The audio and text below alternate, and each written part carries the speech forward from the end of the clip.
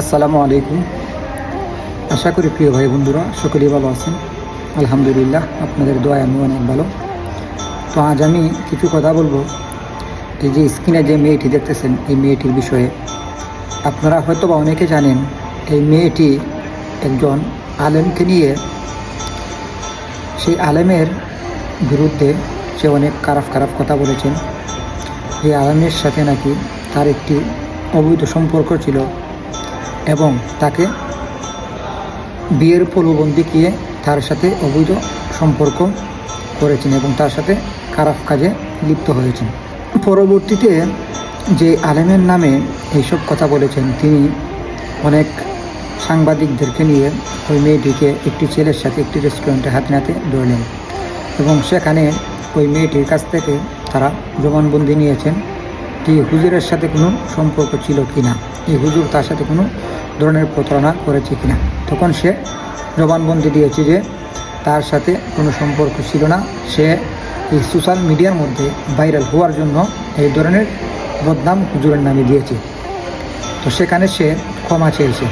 তো আমি বাংলাদেশের সকল আলেমুল আমাদেরকে বলবো, আপনারা এই বিষয়টি নিয়ে একটি প্রতিবাদ গড়ে তুলুন।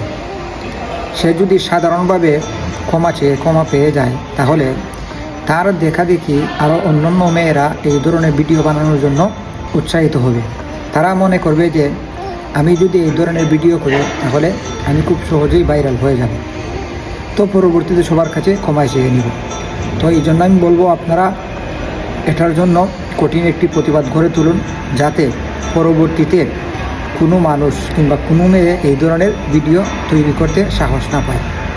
কারণ বর্তমানে মেয়েদের এমন নেশা হয়েছে যে সোশ্যাল মিডিয়ার মধ্যে ভাইরাল হওয়ার জন্য তারা তাদের নিজেদের চরিত্র পর্যন্ত বিলীন করে দিতে চাইছে এই সোশ্যাল মিডিয়ায় ভাইরাল হওয়ার জন্য।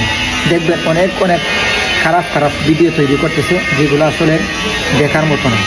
ফেসবুকে প্রবেশ করলেই তাদের এই নোংরামি ভিডিও আমাদের সামনে আসে।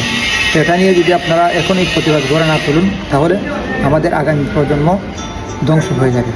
তো ভিডিওটি যদি আপনাদের কাছে ভালো লাগে, ভিডিওটি সবাই বেশি করে শেয়ার করে দিবেন। তো সবাই ভালো থাকবেন, সুস্থ থাকবেন। আল্লাহ হাফিজ।